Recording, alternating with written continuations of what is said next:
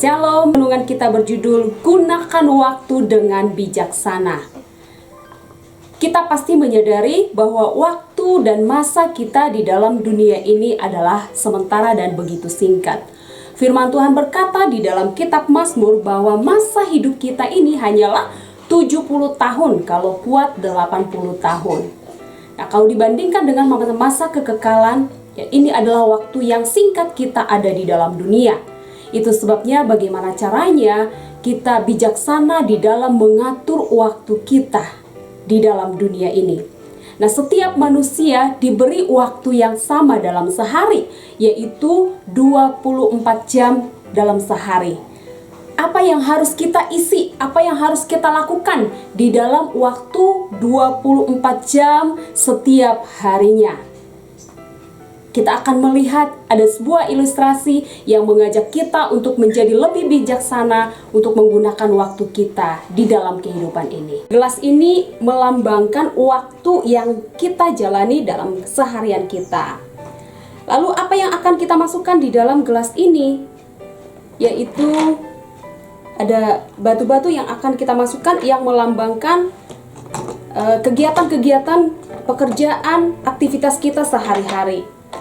Ya, ada batu-batu besar. Apakah sudah terlihat penuh ya? Tapi masih bisa untuk diisi. Ada kerikil-kerikil yang kecil, kita bisa isi. Apakah sudah penuh? Masih bisa lagi masuk. Pasir pun bisa diisi ya. Apakah sudah penuh? Sudah penuh? Masih bisa diisi? Masih bisa diisi. Kita akan isi dengan air. Masih bisa diisi sampai penuh gelas ini. Nah, apa yang Bapak Ibu, saudara-saudariku yang dapat ambil dari ilustrasi ini? Mungkin kita berkata, oh, sebanyak apapun jadwal yang kita lakukan di dalam keseharian kita, kalau kita usahakan masih bisa menyelipkan jadwal-jadwal yang lain.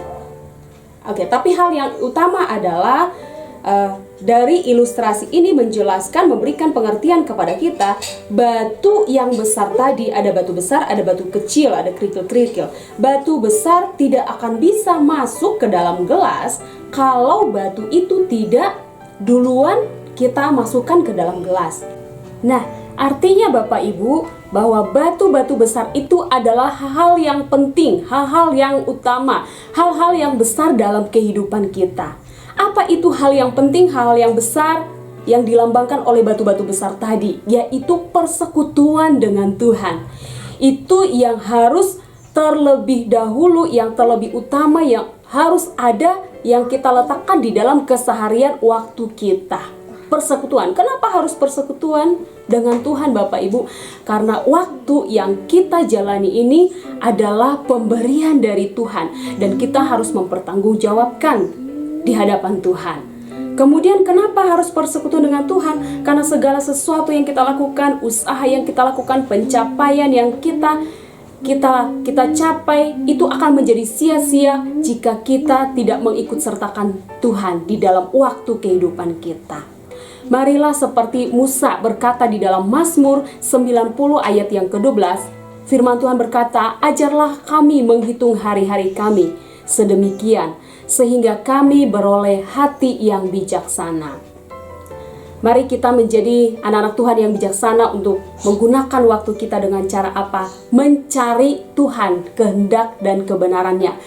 Kiranya Tuhan Yesus memberkati kita, selamat menjalani hari-hari kita, dan mari utamakan Tuhan. Isi waktu-waktu kita dengan mencari Tuhan dan juga melakukan hal-hal yang lain yang penting dan yang berharga bagi kita.